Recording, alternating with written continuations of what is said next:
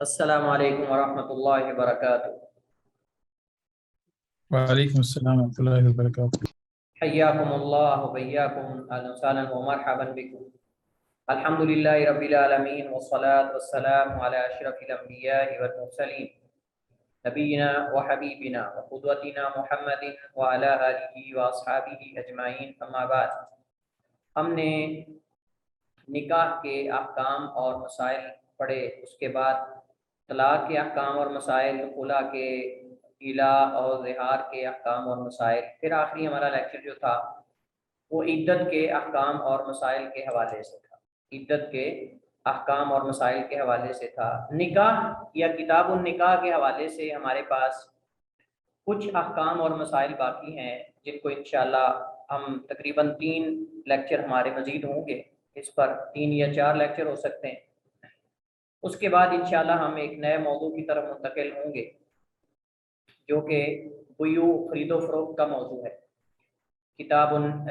النکاح کے بعد کتاب البیوع، خرید و فروخت کا موضوع جو ہے انشاءاللہ اس میں ہم داخل ہوں گے۔ اس سے قبل ہمارے پاس 3 یا 4 موضوعات ہیں۔ ایک مسئلہ جو ہے وہ نان و نفقے کا ہے، خرچ کا، بیوی اور بچوں کے اخراجات انسان جو ہے وہ کس مناسبت سے کرے گا، کس حساب سے کرے گا، اور شریعت نے اس حوالے سے ہماری کیا رہنمائی کی ہے۔ اسی طرح امتحان میں، وائوا میں نے یہ اندازہ کیا کہ رضاعت کے مسئلے میں، حالانکہ مسئلہ رضاعت میں نے اختصار کے ساتھ ذکر کیا تھا،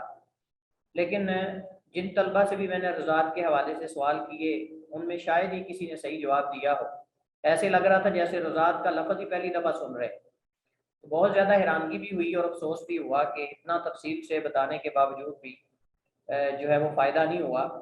تو یہ مسئلہ رضاعت جو ہے اس کو ہم دوبارہ پڑھیں گے، مسئلہ رضاعت کو ہم دوبارہ پڑھیں گے، چونکہ باقاعدہ اس کو نوٹس کے اندر شامل نہیں کیا گیا تھا، تو اس وجہ سے ہمیں بھی نہیں پتا کہ جو نوٹس کے اندر نہیں وہ ہم توجہ ہی نہیں دیتے۔ ایک سب سے بڑا المیہ یہ ہے کہ نوٹس بس ملنے چاہیے، اس یا کتاب میں ہونا چاہیے، زبانی اگر کوئی چیز بتا دیں تو وہ ایسے ہی کان نہ ہو لم یکن شیئا، او نسیہ منسیہ ہم کر دیتے ہیں۔ چلیے خیر، انشاءاللہ آپ کا یہ ذوق بھی پورا کر دیا جائے گا۔ تو انشاءاللہ ہم رضاعت کا مسئلہ، نان و نفقے کا مسئلہ اور حضانت کے مسائل جو ہیں بچے کی پرورش اور تربیت کے، اس حوالے سے ہم کچھ لیکچر مزید ہمارے ہوں گے۔ کچھ ہم کتاب سے ہم لیکچر لیں گے بچوں کی تربیت کے حوالے سے، ایک لیکچر کتاب سے ہوگا حضانت ذمہ داری کے حوالے سے، اور ایک لیکچر جو ہے اس کے نوٹس میرے پاس موجود ہیں، انشاءاللہ وہ آپ کو دیے جائیں گے۔ اس کے بعد انشاءاللہ ہم کتاب البیوع اس کو شروع کریں گے، بیع، خرید و فروخت کے احکام اور مسائل۔ اور اس دفعہ کوشش کی ہے انشاءاللہ کہ ہم اس میں پچھلی دفعہ جب میں نے پڑھایا تھا کتاب البیوع تو اس میں آن لائن جو تجارتی معاملات ہیں، آن لائن آپ کو پتہ ہے کہ خصوصاً یہ کرونا کی وجہ سے آن لائن کاروبار جو ہے اس کی جو نسبت ہے بہت زیادہ بڑھ گئی ہے۔ تو اس وجہ سے اس وقت بلکہ بہت زیادہ عروج پر ہے آن لائن کاروبار، اتنا فزیکلی کاروبار بعض چیزوں میں نہیں ہے جتنا آن لائن ہے، جتنا آن لائن ہے۔ تو ہم انشاءاللہ اس دفعہ آن لائن جو کاروبار ہیں، تجارتی معاملات ہیں، ان کو انشاءاللہ ان کو بھی دیگر تجارتی احکام اور مسائل کے ساتھ تفصیل کے ساتھ پڑھیں گے۔ چلیے خیر، تو آج ہمارا موضوع جو ہے وہ نان و نفقے کے حوالے سے ہے، بچوں اور بیوی کے اخراجات کے حوالے سے، اور یہ مسئلہ ہم کتاب سے پڑھیں گے، کتاب فقہ الحدیث سے یہ مسئلہ ہم پڑھیں گے، جیسا کہ میں آپ کے ساتھ اسکرین شیئر کر رہا ہوں۔ یہاں باب قائم کیا ہے مصنف نے، باب النفقہ، نفقے کا بیان، اور نفقہ خرچ کو کہتے ہیں۔ اس میں اشارات میں نے کیے تھے کچھ، لیکن تفصیل سے ہم نے اس حوالے سے نہیں پڑھا، تو آج انشاءاللہ ہم اس حوالے سے مسائل جو ہیں ان کو پڑھتے ہیں۔ تو سب سے پہلے ابن امام شوکانی رحمہ اللہ تعالیٰ کی عبارت ہے، کہتے ہیں تجیب علی الزوج للزوجۃ، تجیب علی الزوج للزوجۃ، یعنی شوہر پر بیوی کا خرچہ جو ہے وہ اس کا نان و نفقہ، اخراجات وغیرہ وہ واجب ہیں، لازم ہے، اس عقد اور عہد کے سبب جو اس نے نکاح کے وقت کیا تھا۔ جیسا کہ قرآن کریم میں اللہ تعالیٰ فرماتا ہے لِيُنْفِقْ ذُو سَعَةٍ مِّن سَعَتِهِ وَمَنْ قُدِرَ عَلَيْهِ رِزْقُهُ فَلْيُنْفِقْ مِمَّا آتَاهُ اللَّهُ لَا يُكَلِّفُ اللَّهُ نَفْسًا إِلَّا وُسْعَهَا۔ کہ چاہیے کہ خرچ کرے کشادگی والا ذو سعت من سعتی اپنی کشادگی سے، ومن قدر علیہ رزقہ اور جس پر اس کا رزق جو ہے وہ تنگ کر دیا جائے، یعنی اس کے پاس مال کم ہے، صاحب حیثیت نہیں ہے، اہل خیر میں سے نہیں ہے، فرمایا ومن قدر علیہ رزقہ اور جس پر اس کا رزق تنگ کر دیا جائے، فلینفق بس وہ خرچ کرے، مما اس میں سے آتاہ اللہ جو اللہ نے اسے دیا ہے، یعنی اپنی استطاعت کے مطابق۔ لا یکلف اللہ نفسا الا وسعها، اللہ تعالیٰ کسی نفس کو بھی نہیں پابند کرتا یا نہیں تکلیف دیتا، الا مگر وسعها اس کی استطاعت اور طاقت کے مطابق۔ تو جو کشادگی والے ہیں وہ کشادگی کے ساتھ خرچ کریں گے، اور جو تنگ رزق والے ہیں جن کے حالات ٹائٹ ہیں، مشکل ہیں، وہ حسب ضرورت خرچ کریں گے۔ اللہ تعالیٰ نے دوسرے مقام پہ سورہ نساء میں فرمایا وَارْزُقُوهُمْ فِيهَا وَاكْسُوهُمْ وَارْزُقُوهُمْ فِيهَا وَاكْسُوهُمْ، اور انہیں اس مال سے کھلاؤ اور پلاؤ اور پہناؤ، یعنی رزق سے مراد یہاں وَارْزُقُوهُمْ سے کھلانا پلانا ہے، وَاكْسُوهُمْ اور پہنانا۔ حضرت جابر بن عبداللہ رضی اللہ تعالیٰ عنہما سے مروی ہے، وہ فرماتے ہیں کہ رسول اللہ صلی اللہ علیہ وسلم نے فرمایا وَلَهُنَّ عَلَيْكُمْ رِزْقُهُنَّ وَكِسْوَتُهُنَّ بِالْمَعْرُوفِ، کہ ان کے لیے یعنی تمہاری بیویوں کے لیے تمہارے اوپر رزقہن ان کا کھانا پینا ہے، وَكِسْوَتُهُنَّ اور ان کا لباس، بالمعروف عرف کے مطابق، عرف کے مطابق اور حیثیت کے مطابق دونوں چیزوں کو دیکھا جائے گا۔ اور اللہ تعالیٰ نے ان دونوں چیزوں کی طرف گزشتہ پہلی آیت میں جو سورہ طلاق کی آیت نمبر 7 ہے، اللہ تعالیٰ نے اس آیت میں دونوں ان چیزوں کی طرف اشارہ کیا ہے۔ صاحب حیثیت جو ہے وہ اپنی حیثیت اور کشادگی کے مطابق ان پر خرچ کرے گا، اور اگر وہ اپنی حیثیت اور اپنی کشادگی کے مطابق خرچ نہیں کرتا تو بیوی اس سے عرف کے مطابق مطالبہ کر سکتی ہے، بیوی اس سے عرف کے مطابق مطالبہ کر سکتی ہے۔ اور اگر کوئی تنگ دست ہے، فقیر ہے، کم مال والا ہے، تو اس سے عرف کے مطابق بیوی مطالبہ کر سکتی ہے، عرف سے زیادہ نہیں، یعنی جس درجے کا اس کا شوہر ہے اس درجے کے لوگ جس طرح اپنی بیویوں پہ خرچ کرتے ہیں یا خرچ کرنا چاہیے اس کے مطابق جو ہے وہ اس سے مطالبہ کر سکتی ہے لباس کا۔ اب اگر شوہر جو ہے اس کی جو ماہانہ تنخواہ ہے یا اس کا جو بجٹ ہے بیچارے کا وہ محدود ہے، چند ہزار میں ہے، اور بیوی جو ہے وہ مطالبہ کرتی ہے ہر مہینے کہ مجھے جو ہے وہ 5,000 والا یا جو ہے وہ 3,000 والا یا اتنا سوٹ لے کے دو۔ اب صاف ظاہر ہے کہ جو بندہ صاحب حیثیت جو ہے وہ یہ بوجھ اٹھا سکتا ہے یا اخراجات اٹھا سکتا ہے، وہ غریب آدمی تو نہیں اٹھا سکتا، غریب آدمی نے خرچ بھی کرنا ہے۔ تو بہرحال دونوں قسم کے لوگ جو ہے وہ برابر نہیں ہیں، تو عرف کے مطابق مالدار صاحب حیثیت جیسے خرچ کرتے ہیں اس طرح بیوی اپنے شوہر سے مطالبہ کرے گی، اور جو درمیانے درجے کے یا کمزور لوگ ہیں وہ جیسے خرچ کرتے ہیں اس کے مطابق عرف کو ملوز خاطر رکھا جائے گا، عرف سے باہر نہیں نکلا جائے گا۔ حضرت عمر ابن احوص رضی اللہ تعالیٰ عنہ سے یہ روایت ہے کہ رسول کریم علیہ السلام نے فرمایا الا وحقهن علیکم ان تحسنوا الیہن فی کسوتہن وطعامہن، کہ خبردار اور ان کا حق تمہارے اوپر یہ ہے کہ تم ان کے ساتھ احسان کرو، اچھے طریقے سے ان کو ان کا لباس اور کھانا پینا دو، یہ اصل مقصود ہے۔ تو دیکھیے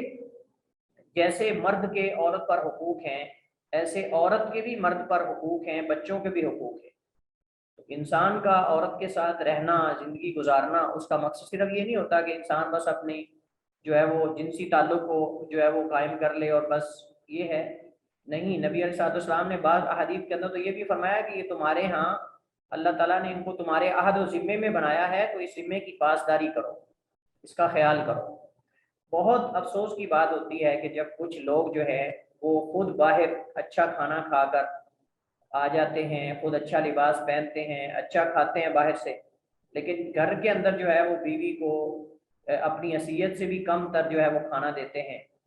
اور آگے سے کہتے ہیں کہ تمہیں یہ مل رہا ہے شکر کرو، اس طرح کی باتیں کرتے ہیں۔ تو دیکھیے یہ مناسب نہیں ہے۔ انسان عدل یہ ہے کہ انسان اگر باہر کچھ اچھا کھاتا ہے تو بیوی کو صاف ظاہر اس نے بتانا ہے، اور بیوی نے بھی پوچھنا ہے کہ آج تم نے کیا کھایا، تو اس کے لیے بہتر ہے کہ اس کے لیے بھی کچھ نہ کچھ لے کر آئے۔ بہت سارے لوگوں دیکھنے کو ایسا ملتا ہے کہ وہ باہر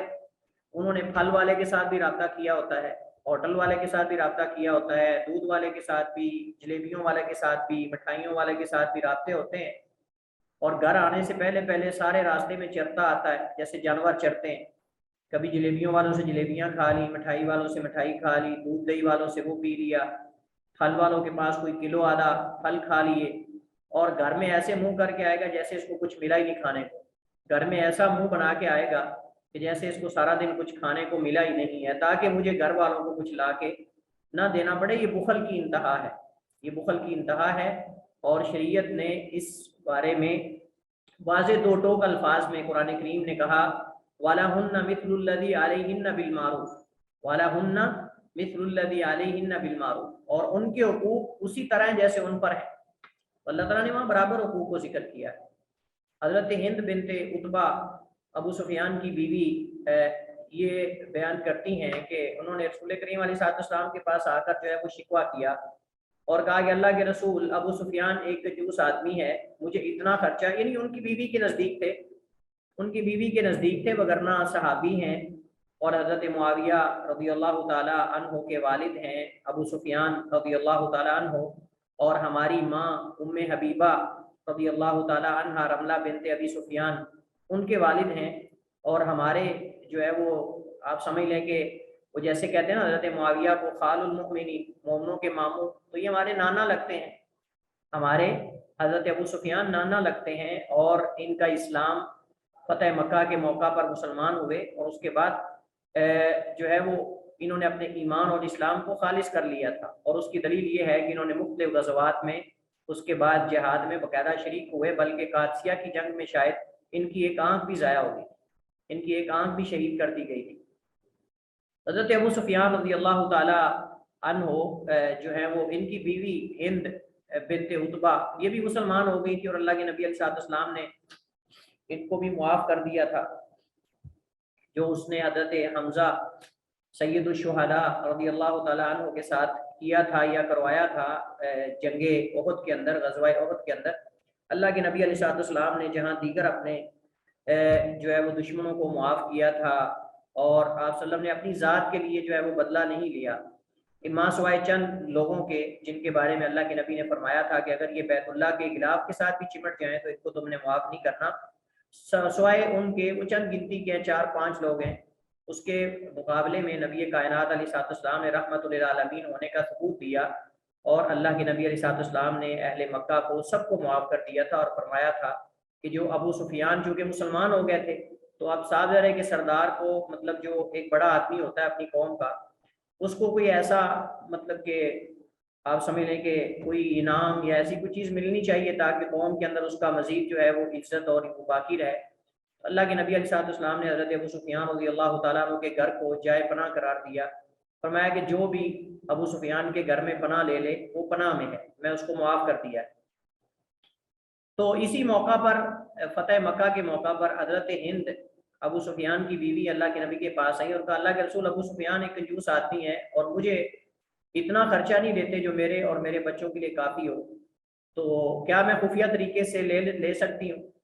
یعنی اگر آپ اجازت دیں تو میں ان کے مال میں سے کچھ خفیہ طریقے سے اپنی اور اپنی اولاد کے لیے لے لوں۔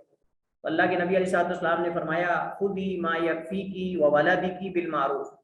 خذی ما یکفیکی وولدکی بالمعروف، کہ لے لو جو تمہیں اور تمہاری اولاد کے لیے عرف کے مطابق کافی ہو، جتنا عرف کے مطابق معروف طریقے سے تمہیں اور تمہاری اولاد کو کافی ہو جاتا ہے اتنا لے لیا۔ تو اس سے پتہ چلتا ہے کہ اگر کسی عورت کا شوہر جو ہے وہ کنجوس ہو اور اسے جو ان کا خرچہ بنتا ہے بیوی بچوں کا وہ نہ دیتا ہو، تو اس کے مال میں سے چوری بھی، چوری کا مطلب خفیہ طریقے سے، چوری یہاں چوری نہیں ہوگی شمار، خفیہ طریقے سے وہ صرف اپنے اور اپنے بچوں کے استعمال کے لیے وہ لے سکتی۔ اس کا یہ ہرگز مطلب نہیں ہے کہ وہ جو ہے اپنے شوہر کا مال اپنے میکے میں لے جائے اس کی اجازت کے بغیر، یا دیگر لوگوں کے اندر بانٹے، یا مطلب اس طرح کی چیزیں یہاں مقصود تھی۔ شریعت نے ایک محدود حد تک اجازت دی ہے۔ اب یہ الگ بات ہے کہ یہ مسئلہ فقہا کے درمیان اختلافی ہے کہ آیا یہ اللہ کے نبی علیہ السلام کی طرف سے ایک فتویٰ تھا یا قانون تھا، اور کیا نبی علیہ السلام نے یہ خاص حضرت ہند کے بارے میں اجازت دی تھی، یا کہ یہ عام ہے ہر اس عورت کے بارے میں جس کا شوہر جو ہے وہ اس کو اس کی ضرورت کے مطابق اور بچوں کو خرچہ نہ دیتا؟ یہ مسئلہ اختلافی فقہا کے درمیان موجود ہے، اور راجح بات یہ ہے کہ نبی کائنات علیہ السلام جب کسی صحابی کے بارے میں یا اس کو کوئی حکم دیتے ہیں تو اگر خاص ہو تو اس کی وضاحت آ جاتی ہے۔ تو اصل یہ ہے العبرۃ بعموم اللفظ لا بخصوص السبب، العبرۃ بعموم اللفظ لا بخصوص السبب، اصل اعتبار الفاظ کے عموم کا ہے، نہ کہ کسی سبب کے خاص ہونے کا، نہ کہ کسی سبب کے خاص ہونے کا۔ اہل علم نے اتفاق کیا ہے کہ بیویوں کا خرچہ ان کے خامد پر واجب ہے، اور یہ بلا اختلاف ہے، اس کے اندر کسی قسم کا کوئی شک و شبہ نہیں۔ علامہ ابن القیم رحمہ اللہ تعالیٰ نے یہ جو حضرت ہند بنت عتبہ کی حدیث ہے اس سے کچھ مسائل اخذ کیے ہیں۔ ان میں پہلا مسئلہ یہ اخذ کیا ہے کہ بیوی کے خرچہ کی مقدار متعین نہیں، اور یہ قرآن کریم میں بھی ہے، ہم نے پڑھا تھا اصول فقہ کے اندر، ایسا واجب جو ہو تو واجب لیکن غیر مقدر ہو تو واجب لیکن غیر مقدر ہو، یعنی اس کی مقدار متعین نہ کی گئی، اس کی مقدار متعین نہ کی گئی ہو، یہ مطلب ہے غیر مقدر۔ جیسے ہم نے کہا مقدر کے اندر جیسے مثلا نماز کی رکعات ہیں، رمضان کے روزوں کی تعداد ہے، ہر چیز متعین ہے اور مقدار ان کی مقدر ہے، لیکن بیوی پر خرچ کرنے کی کوئی مقدار متعین نہیں ہے کہ تم ماہانہ 5000 دو گے، 10,000 دو گے، کیونکہ اگر شریعت اس کو محدود کر دیتی یا متعین کر دیتی تو مشکل ہو جانا تھا، مشکل ہو جانا تھا۔ کیسے مشکل ہو جانا تھا؟ دیکھیں شارع اللہ تعالیٰ بہت حکیم ہے، اپنے احکام اور مسائل میں جو اللہ تعالیٰ اپنے بندوں پہ احکام اور مسائل لاگو کرتے ہیں، اللہ اس میں بہت زیادہ حکیم ہے اللہ تعالیٰ۔ اور آپ دیکھیں کہ جن مسائل کے اندر اختلاف پیدا ہو سکتا تھا اللہ نے ان کو عرف پہ چھوڑ دیا، اللہ تعالیٰ نے ان کو عرف پہ چھوڑ دیا ہے، یعنی معاشرے پہ چھوڑ دیا ہے، لوگوں کے خاندان کے جو حالات اور واقعات اور رسومات اس کے مطابق چھوڑ دیا ہے۔ آپ دیکھ لیں ہم نے حیض کی مدت کے اندر پڑھا کہ مدت آغاز کیا ہے، مدت انتہا کیا ہے، عمر یعنی اس کی آغاز کی عمر کیا ہے، شریعت نے کوئی حد بندی نہیں کی، بلوغت کی عمر کی شریعت نے کوئی حد بندی نہیں کی واضح طور پر۔ اسی طرح شادی کی عمر کی کوئی حد بندی شریعت نے نہیں کی، بلوغت شرط لگائی ہے۔ تو اس کے علاوہ یہ مسئلہ بھی ہے بیوی پر اخراجات کا، اگر شریعت متعین کر دیتی کہ آپ نے 200 درہم جو ہے وہ اپنی بیوی پہ ماہانہ خرچ کرنا ہے تو یہ مسئلہ کھڑا ہو جانا تھا۔ مسئلہ کیسے کھڑا ہو جانا تھا کہ اگر کسی مہینے بیوی کو 2000 درہم سے زیادہ ضرورت پڑ گئی تو شوہر نے کہنا ہے میرے اوپر تو 2000 ہی ہے، میں کیوں زیادہ دوں، اور اگر جو ہے شوہر کے پاس 2000 پورے نہ ہوں، کم ہوں، تو بیوی نے شور کر دینا تھا کہ 2000 تو اللہ نے مقرر کیا ہے میرے لیے اور تم مجھے 1900 1800 دے رہے ہو۔ یعنی یہ مسائل جو ہیں اللہ تعالیٰ تو قیامت تک ہونے والے مسائل اور احکام اور چیزوں کو جانتا ہے، ان پریشانیوں کو جو بندوں کے اندر پیدا ہوتی ہیں، مسائل اختلافات، تو اس وجہ سے اللہ تعالیٰ نے اس مسئلے کو میاں بیوی اور عرف جو ہے سوسائٹی اور عرف اور معاشرہ اس کی ثوابدید پہ چھوڑ دیا ہے کہ جو اس خاندان کے اندر، جو اس علاقے کے اندر لوگ عموماً بیوی کو خرچہ دیتے ہیں اور بیوی خرچہ لیتی ہے اس کے مطابق ہوگا، متعین نہیں کیا تاکہ مشکل نہ ہو۔ نہ تو اگر متعین کر دیا جاتا تو کبھی عورت کے لیے مشکل ہونی تھی، کبھی مرد کے لیے، عورت کے لیے جب زیادہ اس کو اخراجات کرنے پڑنے تھے تو مشکل ہونی تھی، اور مرد کے لیے جب کم ہوں گے، زیادہ پورے نہ ہوں تو پھر مسئلہ بننا تھا۔ اس وجہ سے اللہ تعالیٰ نے اس کو جو ہے وہ چھوڑ دیا ہے عرف کی ثوابدید پر۔ بیوی کا خرچہ بھی اولاد کی جنس سے ہے، یعنی دونوں معروف طریقے سے ادا کیے جائیں گے۔ جہاں بیوی کا خرچہ اللہ تعالیٰ نے متعین اور اللہ تعالیٰ نے جو ہے وہ واجب کیا ہے، ایسے ہی اولاد کا خرچہ بھی بیوی کے ذمن میں ہے۔ اولاد کو بھی اللہ تعالیٰ نے کھلانے کا اور پلانے کا اور بھوک کے ڈر سے مارنے سے منع کیا ہے۔ وَلَا تَقْتُلُوا أَوْلَادَكُمْ خَشْيَةَ إِمْلَاقٍ، اور اپنی اولادوں کو بھوک کے ڈر سے نہ قتل کر دو۔ اللہ فرماتا ہے کہ نحن نرزقکم وإياکم، انہیں بھی ہم رزق دیتے ہیں اور آپ کو بھی ہم ہی دیتے ہیں، تو جب رزق ہم ہی دینے والے ہیں تو پھر آپ کس بنیاد پہ، کس ڈر سے اپنی اولاد کو قتل کر رہے ہو؟ اولاد کے خرچے کا ذمہ دار اکیلا والد ہے، والدہ نہیں ہے، یہ بات ذہن میں رکھیں، یہ شرعی مسئلہ ہے۔ یہاں میں ایک بڑے اہم پوائنٹ کی طرف اشارہ کرنا چاہتا ہوں، اور وہ پوائنٹ یہ ہے کہ لوگ آج کل عجیب و غریب قسم کے نعرے اسلام کے خلاف، اسلام کے قوانین کے خلاف عجیب و غریب قسم کے بینرز اور نعرے لے کر نکلتے ہیں، اور یہ اصل میں ان کے پیچھے مستشرقین اور کفار ہیں، اسلام کے دشمن، اللہ کے دشمن، جو ہماری مسلمان کمزور عقیدے کی جو عورتیں ہیں، بہنیں ہیں، ان کو بہکانے کی ان کو بھٹکانے کی، ان کو غصہ دلانے کی، ان کو تیش دلانے کی کوشش کرتے ہیں، اشتعال انگیزی پیدا کرنے کی کوشش کرتے ہیں. کہتے ہیں دیکھیں شریعت میں تمہاری کوئی قدر ہی نہیں، اسلام کے اندر تمہارے لیے وراثت میں آدھا حصہ رکھا گیا ہے، تمہارے لیے فلاں یہ کیا گیا وہ کیا گیا. یہ چیزیں ان کو نظر نہیں آتی کہ بیوی کا خرچہ بھی شوہر پر ہے، اولاد کا خرچہ بھی شوہر پر ہے، بیوی پر نہیں. زکوٰۃ دینی ہے اپنے مال کی، شوہر نے دینی، اللہ کہ بیوی کا کوئی پرسنل اپنا مال ہو تو پھر اس میں سے دے گی، وگرنہ زکوٰۃ دینی ہے، صدقہ کرنا ہے، لین دین کرنا ہے، اولاد کا خرچہ ہے، بیوی کا خرچہ ہے، یہ سب شوہر پر اس کے سر پہ ساری مصیبتیں ہیں.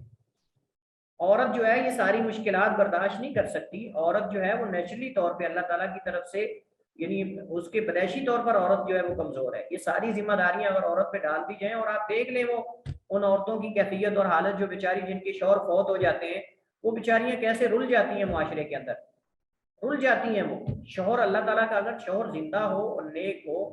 اور وہ اخراجات پورے دیتا ہو تو اللہ کا شکر ادا کرنا چاہیے، بجائے اس کے کہ انسان جو ہے وہ ہر وقت یہ معاملات کے ہم آزاد کیوں نہیں ہیں، ہمیں آزادی ملنی چاہیے. یہ معاملات ہیں ان عورتوں بیچاریوں کے، جا کے حالت دیکھیں کہ جن بیچاریوں کے شوہر فوت ہو چکے ہیں، بھائی بھی تعاون نہیں کرتے، بہنیں بھی تعاون نہیں کرتی، ماں باپ بھی تعاون نہیں کرتے، بیچاری اکیلی کہیں جاب کرتی ہیں، وہاں باتیں سننی پڑتی ہیں، دیکھنے والے، تانے دینے والے، استہزاء کرنے والے، اور جو ہے وہ مذاق کرنے والے، چھیڑ چھاڑ کرنے والے. معاشرے کے اندر اچھے بھی لوگ ہیں، برے لوگ بھی موجود ہیں. یہ تو اس بیچاری سے پوچھے نا کہ جس بیچاری کے اوپر بچوں کی ذمہ داری، گھر کی ذمہ داریاں اور سب ہیں، کہ ان بیچاریوں کے ساتھ کیا بیت رہی. اور یہ جو ہے وہ بینرز لے کر نکلتی ہیں کہ ہمیں آزادی چاہیے. یورپ کے اندر آپ دیکھیے، جو یورپ ان کو یہ چانسا دیتا ہے اور یہ نعرہ ان کے ہاتھ میں پکڑاتا ہے، بینرز وغیرہ دے کر، اشتہار وغیرہ دے کر، ان کو جو ہے وہ ان لوگوں کو فنڈنگ کر کے، وہاں حالت کیا ہے کہ وہاں جو ہے وہ عورت کے ساتھ ایک بندہ تعلق قائم کرتا ہے غلط، اس کو حاملہ کر دیتا ہے، وہ بچہ جنم لیتی ہے. اب اس بچے کا ذمہ دار کون ہے؟ وہ بیچاری امریکہ کی میں بات کر رہا ہوں، وہاں ہزاروں ایسی خواتین ہیں امریکن، ہم غیر امریکن کی بات نہیں کر رہے ہیں، وہاں ہم اصل امریکن خواتین کی بات کر رہے ہیں، کہ جو غلط تعلقات کی بنیاد پہ حاملہ ہو جاتی ہیں اور صاحب اولاد ہو جاتی ہیں. اب زنا کرنے والا تو بھاگ گیا، کیونکہ وہ تو صاف ظاہر ہے کہ اس کا باپ ہے ہی نہیں، وہ اپنے آپ کو بری سمجھتا ہے. اب وہ بیچاری 2 3 4 بچے، بیچاری ہم کہیں گے اس کو، اصل تو گناہ کر کے لیے اس نے، لیکن یہ کہ بیچاری ہے. اب وہ گھروں میں کام کرتی ہیں، گھروں میں جا کے، امریکہ کے اندر وہ گھروں میں جا کے امیر لوگوں کے گھروں میں کام کرتی ہیں اپنے بچوں کو پالنے کے لیے. وہ بچے جو حرام کے ہیں، وہ بچے جو، اور بسا اوقات ان کو بھی چھوڑ کے بھاگ جاتی ہیں. یہ ساری چیزیں وہاں ان سے جا کے پوچھیں کہ تمہارے ساتھ کیا بیت رہی ہے،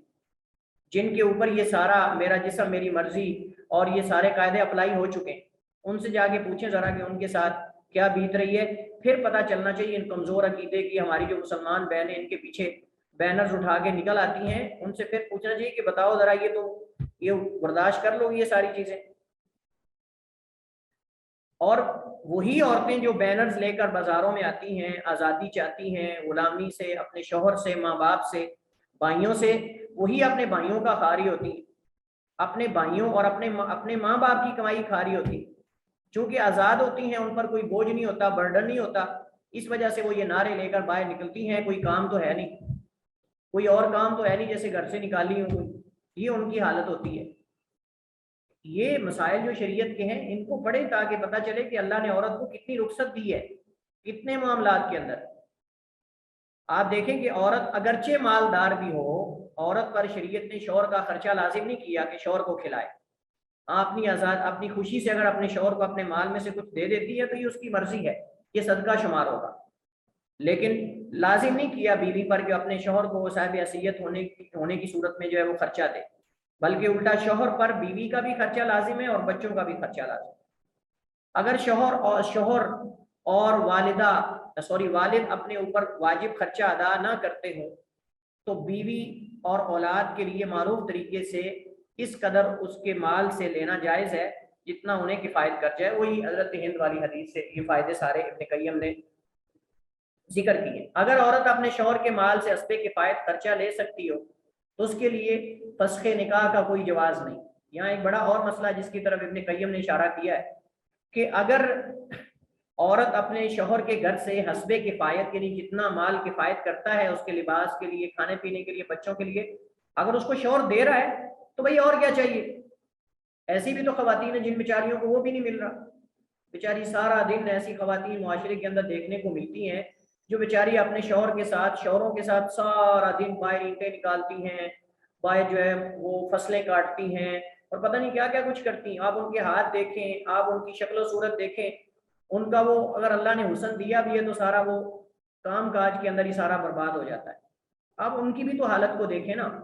تو اگر شوہر حسب کفایت گھر کے اندر آپ کو رکھ کے باعزت طریقے سے آپ کو اور آپ کی اولاد کو خرچہ دے رہا ہے تو اور کیا چاہیے؟ لہٰذا اس بنیاد پہ صرف کہ مجھے خرچہ نہیں ملتا، حالانکہ وہ کفایت شاری کے مطابق خرچہ دے رہا ہے، تو نکاح کو فسخ کرنا اس کا کوئی جواز شریعت میں نہیں، کوئی جواز نہیں بنتا۔ چھٹا فائدہ اور مسئلہ جو ابن قیم علامہ نے ذکر کیا ہے وہ واجب حقوق میں سے، یعنی جو نان و نفقہ ہے یہ واجب حقوق میں سے،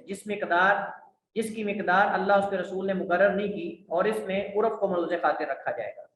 ساتواں مسئلہ، جو بھی اپنے اوپر کسی کے واجب حق کو روک لے اور اس کا ثبوت واضح ہو تو اس کے مستحق کے لیے جائز ہے کہ وہ اپنے ہاتھ سے لے لے، یعنی زور سے لے لے، پوشیدہ طریقے سے، خفیہ طریقے سے عدالت میں جا کے مقدمہ کر سکتا ہے، بیوی بچے عدالت میں جا کے مقدمہ کر سکتے ہیں اگر شوہر نہ مان رہا ہو قاضی کے سامنے کہ ہمیں خرچہ نہیں دیتا۔ اور اس کے بارے میں اب نبی علیہ الصلوۃ والسلام کے سامنے حضرت ہند بنت عتبہ، حضرت معاویہ کی والدہ کا آ کر شکوہ کرنا، یہ عدالت میں ہی تو ایک طرح کا مسئلہ پیش کرنا تھا اور فتویٰ بھی تھا، اور مطلب آپ کے نبی علیہ السلام سے حکم بھی طلب کر رہی تھی کہ آپ اجازت دے دیں مجھے۔ تو اس صورت میں اب چونکہ ابو سفیان کو پتہ نہیں تھا اس مسئلے کا، ہو سکتا ہے بعد میں پتہ چل گیا ہو حضرت ابو سفیان کو رضی اللہ تعالیٰ عنہ کو، لیکن اگر اس کو پتہ چلانا بھی ہو تو پھر قاضی بلائے گا اس کو عدالت کے اندر کہ بھئی آپ پر یہ خرچہ ہے، آپ خرچہ دو بیوی بچوں کو۔ اگر کہے کہ میں نہیں دے سکتا تو اس کو کہا جائے گا پھر چھوڑ دو، اگر تم بیوی بچوں کا اخراجات ان کے پورے نہیں کر سکتے تو پھر چھوڑ دو۔ پھر وہ اس کو نظر آئے گا کہ بھئی یہ تو چلے جائیں گے تو معاملہ خراب ہو جائے گا، تو پھر کمائی کرے گا، وہ محنت کرے گا۔ یہاں مسئلہ ہے کتنا خرچہ واجب ہے۔ ہم نے کہا کہ اس کو شریعت نے عرف کی ثوابدید پہ چھوڑا ہے کہ عرف کے مطابق جو خرچہ بنتا ہے وہ دیا جائے گا، عرف کے مطابق جو خرچہ بنتا ہے وہ دیا جائے گا، اور وہ شوہر پر دینا بیوی بچوں کے لیے لازم ہے، کیونکہ نبی علیہ السلام نے فرمایا بالمعروف، خذی ما یکفیکی و ولدکی بالمعروف، لے لو ابو سفیان کے مال میں سے، رضی اللہ تعالیٰ عنہ کے مال میں سے، جو تمہیں اور تمہاری اولاد کے لیے کافی ہو جائے۔ خرچے کی مقدار متعین کر دی جائے تو یہ ظلم ہوگا جیسے ہم نے کہا، اور وہ اس طرح کہ ایسا کبھی نہیں ہوتا کہ ہر ایک کو ایک مقدار کے خرچ کی ضرورت ہو۔ ہم نے کہا کہ اس میں ایک تو مسئلہ یہ ہوگا کہ بیوی اگر زیادہ ضرورت ہو تو پھر، اور دوسرا یہ کہ تمام خواتین برابر نہیں، تمام خواتین برابر نہیں ہیں، تمام خواتین برابر نہیں ہیں۔ مرحبا بکم مجددا۔ تو ہم نے کہا کہ کسی کو کم ضرورت ہوتی ہے، کسی کو زیادہ ضرورت ہوتی ہے، کبھی کم ضرورت ہوتی ہے کبھی زیادہ، حالات کے مطابق، خاندان کے مطابق، علاقے کے مطابق۔ اب آپ دیکھیں پھر یہ ہے کہ کون سی کرنسی جو ہے وہ متعین کی جاتی۔ اب مثلا مثال کے طور پر انڈونیشیا ہے، انڈونیشیا کی کرنسی بہت نیچے ہے، پاکستان کا حال دیکھ لیں آپ، بعض علاقوں میں جو ہے وہ بہت زیادہ چیزیں جو ہے وہ مہنگی ہیں، بعض علاقوں میں سستی ہیں، بعض علاقوں میں لوگ سادہ لباس پہنتے ہیں، سادہ رہتے ہیں، جیسا کہ جنوبی پنجاب جہاں سیلاب وغیرہ آیا ہے وہاں لوگ بہت سادہ ہیں، ڈیرہ غازی خان کے لوگ وغیرہ وغیرہ، اور اس کے مقابلے میں جو یہ ہمارا پنجاب ہے، جو مشرقی پنجاب ہے، وہاں ماشاءاللہ ہر چیز میں ہی فیشن ہے۔ تو یہ ساری چیزیں ہیں، اس مناسبت سے وہ یہاں ذکر کر رہے ہیں کہ یہ ظلم ہوتا اگر شریعت متعین کر دیتی، اور شریعت میں اللہ تعالیٰ اپنے بندوں پہ کبھی بھی ظلم نہیں کرتا بلکہ اس کو عرف اور معاشرے پر جو ہے وہ چھوڑ دیا ہے۔ تو راجع یہی ہے، ہم علماء کے اقوال پڑھنے کی ضرورت نہیں ہے، اقوال یہاں ذکر کیے ہوئے ہیں اتنا ہو اتنا ہو، لیکن راجع یہی ہے کہ کوئی اس کی حد متعین نہیں بلکہ عرف کے مطابق جتنا خرچہ بنتا ہے اتنا جو ہے وہ دیا جائے گا۔ مسئلہ ہے کہ خرچے میں خاوند کے حالات کو بھی پیش نظر رکھا جائے گا۔ جی ہاں، جیسے بیوی کے حالات کو رکھا جائے گا، اس کے استعمال کو، اسی طرح شوہر کے جو اس کا جو بجٹ ہے، اس کی جو تنخواہ ہے، اس کے حالات کے مطابق اس کو دیکھا جائے گا۔ اب ایک آدمی جو ہے وہ اکیلا ہے، اس کے ساتھ ماں باپ بہن بھائی نہیں ہے، اور ایک آدمی کے ساتھ بہن بھائی وغیرہ بھی ہیں، چھوٹے ماں باپ بھی ہیں، پوری فیملی اکٹھے رہتے ہیں، اب سال بھر ان کے مسائل اور ہیں، ایک آدمی خالی ہے اس کے مسائل اور ہیں، ایک آدمی جو ہے وہ سب سے بڑا ہے، اس کے متحد سارے اس کے بھائی بھی ہیں بہنیں بھی ہیں۔ حضرت جابر تھے، حضرت جابر بن عبداللہ رضی اللہ تعالیٰ عنہ 7 بہنوں کے اکیلے بھائی، 7 بہنوں کے اکیلے بھائی تھے، سارے اخراجات ان کے سر پہ تھے جب والد ان کے شہید ہو گئے۔ تو مطلب اس طرح کے حالات ہر آدمی کے جو ہے وہ برابر نہیں ہوتے۔ تو شوہر کی حالت کو بھی دیکھا جائے گا، اس وجہ سے اللہ تعالیٰ نے قرآن کریم میں شوہر کی حیثیت کو دیکھا ہے، مد نظر رکھا ہے، لِيُنْفِقْ ذُو سَعَةٍ مِّن سَعَتِهِ، کہ جو کشادگی والا ہے وہ کشادگی کے مطابق خرچ کرے گا، اور جس کو اللہ نے رزق تنگ دیا ہے وہ اس کے مطابق خرچ کرے گا۔ حسب توفیق دونوں اپنی اپنی حیثیت کے مطابق جو ہیں وہ خرچ کریں گے۔ رسول کریم علیہ الصلوۃ والسلام نے فرمایا، بیوی کے حقوق بیان کرتے ہوئے اللہ کے نبی علیہ الصلوۃ والسلام نے فرمایا تُطْعِمْهَا إِذَا طَعِمْتَ وَتَكْسُوهَا إِذَا اكْتَسَيْتَ، کہ تم جو ہے وہ اسے کھلاؤ پلاؤ جو تم کھاؤ پیو، اذا طعمت جب تم کھاؤ پیو، وتکسوها اور پہناؤ اسے اذا اکتسیت جب تم پہنو، یعنی جس طرح کا آدمی پہنتا ہے لباس قیمت کے اعتبار سے ریٹ کے اعتبار سے، اس طرح کا اپنی بیوی کو بھی پہنائے، اور اگر خود مہنگا پہنتا ہے تو بیوی کو بھی اچھا پہنائے، اگر خود درمیانے درجے کا لباس پہنتا ہے تو بیوی کو بھی درمیانے درجے کا، اور بیوی کو بھی چاہیے کہ وہ شوہر سے بہت زیادہ مہنگا لباس اس کا مطالبہ نہ کرے، فیشنیبل اور یہ ساری چیزیں جو ہے وہ ان کو نہ نظر، اگر مطلب کہ یہ ساری چیزیں اگر وہ ساری چیزیں جو ہے وہ اٹھا نہیں سکتا ان کا بوجھ، اس کے مطابق چلا جائے۔ ابن قدامہ اسی کے قائل۔ آگے ابن امام شوکانی رحمہ اللہ تعالیٰ کہتے ہیں والمطلقۃ رجعیا لا بائنا، اور اسی طرح جو مطلقہ عورت ہے جس کو رجعی طلاق ہو، اس پر بھی خرچہ، اس کا خرچہ بھی شوہر پر ہے، اس کا خرچہ بھی شوہر پر ہے، جبکہ طلاق بائنہ تیسری طلاق والی کے لیے نہیں۔ لا بائنا، طلاق بائنہ بینونہ کبریٰ یہاں مراد ہے، بائنہ سے مراد بینونہ کبریٰ ہے کہ جس کو تینوں طلاقیں دے دی گئی ہوں، اس کا خرچہ شوہر پر نہیں ہے۔ ہاں البتہ اگر پہلی طلاق ہوئی ہے دوسری طلاق ہوئی ہے تو اس صورت کے اندر جو ہے وہ خرچہ شوہر دے گا، خرچہ جو ہے وہ شوہر دے گا جب تک رجعی طلاق ہے، جب تک رجعی طلاق ہے۔ اور بائنہ مطلب اگر عدت گزر چکی ہے، عدت پوری ہونے کے بعد بھی جو ہے وہ نان و نفقہ نہیں ہے، اصل یہی ہے راجے ہی کی عدت جب پوری ہو جائے تو جب عورت آگے نکاح کر سکتی ہے، تو اس کا مطلب یہ کہ اس پر نان و نفقہ بھی جو ہے وہ نہیں ہے۔ اللہ تعالیٰ قرآن کریم میں فرماتا ہے لا تخرجوہن من بیوتہن الا ان یاتین بفاحشۃ مبینہ، اللہ تعالیٰ فرماتا ہے کہ انہیں جنہیں تم طلاق دے دو اپنے گھروں سے مت نکالو الا کہ وہ کسی فحشی کے کام کا ارتکاب کریں۔ اور ایک دوسری آیت میں اللہ تعالیٰ فرماتا ہے وَلِلْمُطَلَّقَاتِ مَتَاعٌ بِالْمَعْرُوفِ، اور متعلقہ عورتوں کے لیے معروف طریقے سے فائدہ ہے، یعنی جب تک وہ رجوع کا حق باقی ہے اور وہ انتظار میں ہے کہ کب رجوع کرے گا یا طلاق دے گا، تو اس صورت میں اس مدت میں اس پر خرچ کرنا چاہیے، اور خرچ کرنا یہ لازم ہے شوہر پر، اس کے اخراجات وغیرہ اسی کے ذمہ ہیں۔ حضرت فاطمہ بنت قیس رضی اللہ تعالیٰ عنہ کی حدیث میں ہے کہ نبی کریم علیہ الصلوۃ والسلام نے انہیں فرمایا انما النفقۃ والسکن للمرأۃ اذا کان لزوجها علیہا الرجعہ، کہ نان و نفقہ جو ہے اور رہائش عورت کے لیے، یعنی عورت کے لیے شوہر پر، اذا کان لزوجها علیہا الرجعہ، جب اس کے شوہر پر رجوع کا حق ہو، جب تک شوہر کے لیے رجوع کا حق ہے تب تک اس کی بیوی کے لیے خرچہ بھی اس پر ہوگا، اور جب رجوع کا حق ختم ہو جائے گا اس وقت خرچہ بھی دینا لازم نہیں ہوگا۔ ایک ہاں البتہ یہ ہے کہ اگر ایک آدمی نے اپنی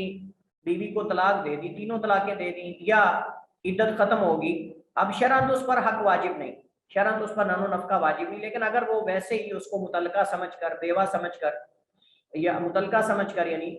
بیوہ تو فوت ہونے کی صورت میں متعلقہ سمجھ کر اگر اس پر وہ خرچ کرتا ہے، اس کو خرچہ دیتا رہتا ہے، تو یہ ایک آپ سمجھ لیں کہ نیکی ہے، یہ ایک نیکی ہے، اور اللہ تعالیٰ انشاءاللہ اس کا جو ہے وہ بدلہ، اچھا بدلہ جو ہے وہ عطا فرمائے گا، لیکن لازم نہیں ہے، پابند نہیں ہے یہ شخص کہ اس کی بیوی کی جب عدت پوری ہو جائے یا جو ہے اس کو تینوں طلاقیں ہو جائیں تو اس پر خرچہ لازم نہیں ہے۔ ایک روایت میں کہ جب مرد کو اس پر رجوع کا حق نہ ہوگا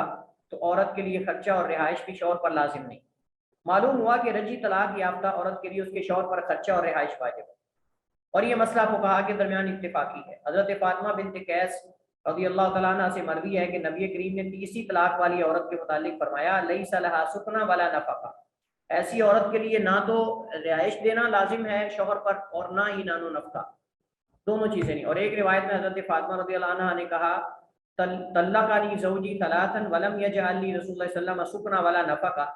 میرے شوہر نے مجھے تینوں طلاقیں دے دی اور اس کے بدلے میں اللہ کے نبی علیہ السلام نے میرے لیے اس پر نہ تو کوئی رہائش لازم کی اور نہ نان و نفقہ جو ہے میرے شوہر پر لازم کیا، یعنی جو سابقہ شوہر ہے۔ ایک روایت میں کہ نبی علیہ السلام نے فاطمہ سے کہا لا نفقۃ لکی الا ان تکونی حاملہ، تیرے لیے کوئی خرچ نہیں ہے شوہر کی طرف سے، تجھے کچھ نہیں ملنے والا، ہاں اگر حاملہ ہو تو پھر اس سے ہم مطالبہ کر سکتے ہیں کہ وہ آپ کو جو ہے وہ خرچ دے۔ یہاں ایک مسئلہ حضرت عمر رضی اللہ تعالیٰ عنہ حضرت عائشہ رضی اللہ تعالیٰ عنہ کے حوالے سے ہے کہ وہ اس حدیث کا انکار کرتے تھے، اور صحیح بات یہ ہم نے کہا کہ راجح یہی ہے کہ عورت کے لیے شوہر پر جب تک طلاق نہ ہو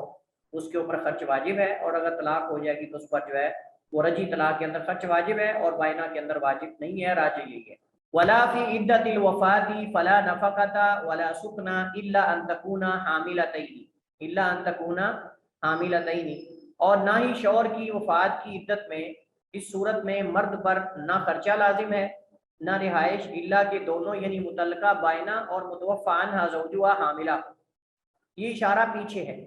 یعنی جس کو تینوں طلاقیں ہو چکی ہیں وہ حاملہ ہو، یا جس کا شوہر فوت ہو گیا ہے اور وہ عدت میں ہے اور وہ عدت وفات میں ہے، یعنی عورت جو ہے وہ اپنے شوہر کے گھر والوں سے رشتہ داروں سے خرچے کا مطالبہ نہیں کر سکتی جب وہ عدت وفات میں ہو، جب وہ عدت وفات میں ہو، البتہ اس کے مال میں سے اگر اس کے پاس ہے تو ساگر اس کو وراثت میں سے ملے گا تو اس میں سے وہ خرچ کر سکتی ہے۔ تو اگر حاملہ ہے تو حاملہ کی صورت میں متعلقہ بھی خرچ طلب کر سکتی ہے خرچہ، اور متوفی عنہا زوجها جس کا شوہر فوت ہو جائے اور وہ وفات کی عدت میں ہو وہ بھی حاملہ ہونے کی صورت میں مطالبہ کر سکتی ہے۔ کہتے ہیں حدیث نبوی میں انما النفقۃ والسکن للمرأۃ علی زوجها ما كانت له علیها رجع فاذا لم تكن علیها رجعۃ فلا نفقۃ ولا سکن، کہ اگر جو ہے وہ رجوع کا حق ہو تو پھر شوہر پر نفقہ اور سکنا وغیرہ رہائش وغیرہ ہے، اور اگر اس پر رجوع کا حق نہ ہو تو پھر جو ہے وہ اس پر نان و نفقہ وغیرہ اور سکنا جو ہے رہائش یہ لازم نہیں۔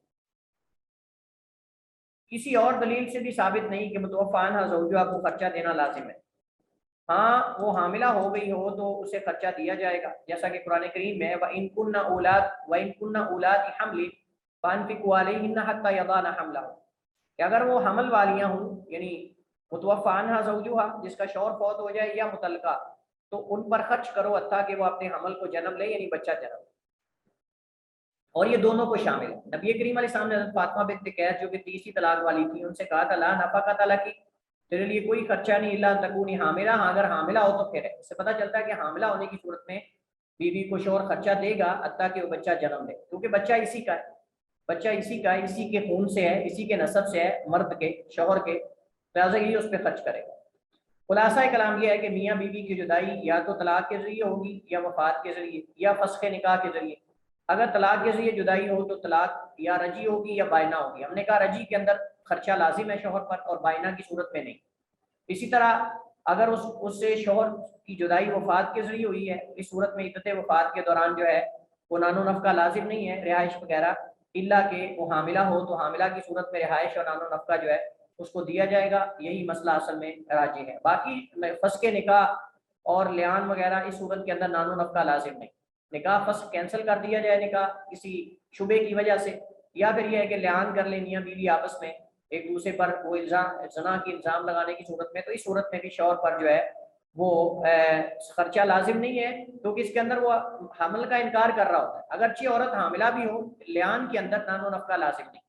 کیونکہ یہی تو مسئلہ ان کے درمیان لیان کا بنا، یہی وجہ بنی کہ وہ بیوی کے حاملہ ہونے کا انکار کر رہا ہے کہ یہ میرا بچہ نہیں، اور بیوی کہتی ہے اس کا بچہ ہے، اسی پر ان کا لیان ہو جاتا ہے، تو اب صاف ظاہر ہے کہ وہ اس کا حمل ہے ہی نہیں، وہ انکار کر رہا ہے، تو اس صورت میں پھر اس پر نان و نفقہ دینا خرچ دینا لازم نہیں ہوگا۔ وَتَجِبُ عَلَى الْوَالِدِ الْمُوسِرِ لِوَلَدِهِ الْمُوسِرِ وَالْعَكْسُ، اور اسی طرح مالدار باپ پر اپنے تنگ دست بیٹے کو خرچہ دینا لازم ہے، اور اسی طرح مالدار بیٹے پر تنگ دست والد کو خرچہ دینا ضروری ہے۔ نبی علیہ الصلوۃ والسلام نے ایک صحابی کو فرمایا تھا انت ومالک لابیک، ایک صحابی نے آकर کہا اللہ کے رسول میرے والد میرے مال میں سے زبردستی لے لیتے ہیں، تو آپ نے فرمایا انت و مالک لابیک، تم اور تیرا مال جو ہے وہ تیرے باپ کا ہے۔ اور ایک حدیث میں آپ نے فرمایا کہ بیٹا بھی اولاد کی کمائی میں سے ہے،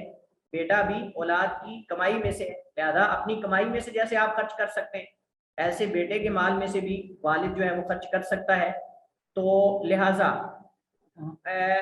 اگر بیٹا مالدار ہے تو والدین پہ خرچ کرے گا، لازم ہے اس پر، اور اگر باپ جو ہے وہ والدین ہے تو اپنے تنگ دست بیٹے کو جو ہے وہ خرچہ دے گا۔ یہ مسئلہ یہاں جو ہے وہ ذکر ہے۔ والدین کے حقوق کے بارے میں کچھ آیات یہاں ذکر کی گئی ہیں۔ وصاحبہما فی الدنیا معروفا، دنیا میں معروف طریقے سے ان کا ساتھ دو، مطلب رات دنیا نان و نفقہ وغیرہ اخراجات وغیرہ ان حوالے سے۔ اور یہ وہ حدیث ہے جس میں نے ذکر کیا، اللہ کے نبی نے فرمایا سنن ابن ماجہ میں صحیح حدیث ہے، ان اطیب ما اکل رجل من کسبی وولدہ من کسبہ، بے شک پاکیزہ جو آدمی اپنے ہاتھ کی کمائی سے کھاتا ہے اور اس کا بیٹا بھی اس کی کمائی میں سے، فکلوا من اموالہم، تو اپنی اولاد کے مالوں میں سے کھا سکتے ہو یعنی کھاؤ۔ حدیث صحیح ہے، میں نے بتایا سنن ابن ماجہ وغیرہ میں حدیث صحیح ہے۔ اور یہ وہ حدیث عمر بن شعیب عن ابی عن جدی والی، انت و مالک لابیک، کہ تو اور تیرا مال دونوں تمہارے باپ کے، جب تم دونوں ہی اپنے باپ کے، اگر باپ نہ ہوتا تو تم دنیا میں آتے، لہذا تمہارا دنیا میں آنے کا اصل سبب تو باپ ہے، باپ آیا ہے تو آپ آئے، لہذا آپ کا مال اگر باپ ہی نہ ہوتا تو نہ آپ آتے نہ مال آتا، لہذا دونوں چیزیں آپ کے باپ کی ہیں تو وہ استعمال کر سکتا ہے۔ اس حدیث سے علماء نے استدلال کرتے ہوئے کہا ہے کہ والد کا خرچہ بیٹے پر لازم ہے، اگر بیٹا صاحب حیثیت ہے اور بالغ ہے مالدار ہے تو والدین کا خرچہ اس پر لازم اور واجب ہے۔ اس حدیث سے انہوں نے استدلال کیا ہے انت و مالک لابیک، اور یہی راجح ہے جو مسئلہ یہاں مصنف نے ذکر کیا۔ وعلی سیدی لمن یملکہ، اور سید پر اپنے جو غلام وغیرہ ہیں جو اس کے متحد لوگ ہیں ان کا خرچہ لازم ہے اور واجب ہے، کیونکہ نبی علیہ الصلوۃ والسلام نے ابو ہریرہ کی حدیث میں اللہ کے نبی نے فرمایا للملوک طعامہ وکسوتہ ولا یکلف من العمل الا ما یطیق۔ دیکھیے اسلام کتنا جو ہے وہ کامل اور شامل ہے، اور کتنا اسلام کے اندر حقوق کا خیال رکھا گیا، حتیٰ کہ غلاموں کے حقوق بھی بیان کیے گئے۔ اللہ کے نبی نے فرمایا کہ غلام کے لیے اس کا کھانا اور پینا یعنی مالک پر ہے، اس کے آقا پر ہے، اس کا لباس، ولا یکلف، اور نہیں اسے مکلف ٹھہرایا جائے گا یعنی پابند کیا جائے گا، من العمل کام کا، الا مگر ما یطیق، جتنی اس کے اندر استطاعت ہے، جتنی استطاعت ہے اتنا کام دو اس کو، غلام کو حد سے زیادہ ان سے کام نہ لو۔ اور ایک حدیث میں ہے نبی صلی اللہ علیہ وسلم نے فرمایا کہ اگر زیادہ کام دو تو ان کی مدد کرو، اور یہی معاملہ غلاموں کے ساتھ بھی ہے، اور یہی معاملہ خادم جو گھر کے اندر ہوتے ہیں ملازم ان کے ساتھ بھی یہی معاملہ ہے، ان کے ساتھ بھی یہی معاملہ ہے۔ جو گھر کے اندر خادم ملازم مستقل رکھا ہوا ہے، بیچارے کا گھر کہیں اور ہے، پردیسی ہے، پردیس میں رہتا ہے،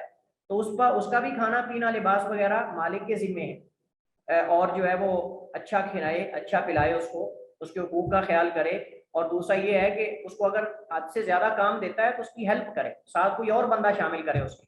یہ اللہ کے نبی علیہ السلام نے جو ہے وہ، بلکہ حضرت ابو ذر رضی اللہ تعالیٰ عنہ کے بارے میں آتا ہے کہ اپنے غلام کو لباس پہنا کے اچھا جا رہے تھے۔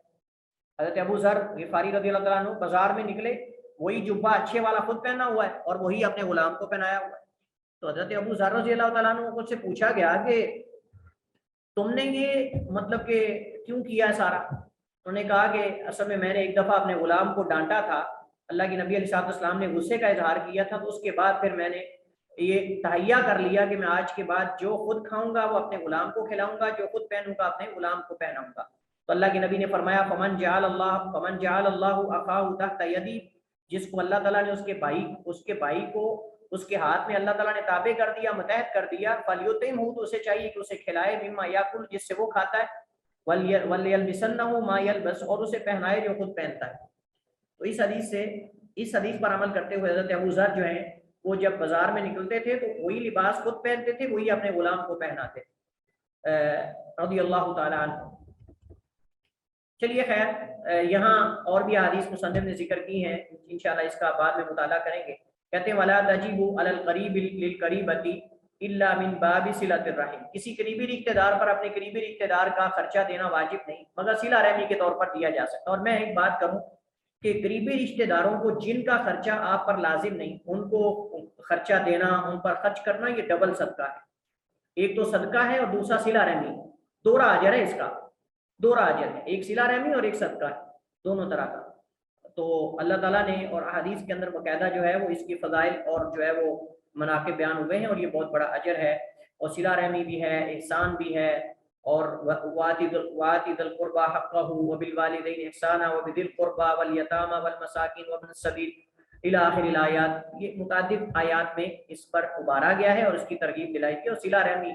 اب باقاعدہ اللہ کے عرش کے ساتھ معلق ہے اور اللہ تعالیٰ سے دعا کرتی ہے کہ اللہ جو مجھے ملا دے اس کو ملا دے, جو مجھے توڑ دے اس کو کاٹ دے, اسے جو ہے وہ جدا جدا کر دے. کہتے ہیں ومن وجبت نفقته وجبت کسوته وسکنا, جس فرد کا آدمی پر کھانا پینا واجب ہو جائے اس کا لباس بھی واجب ہے.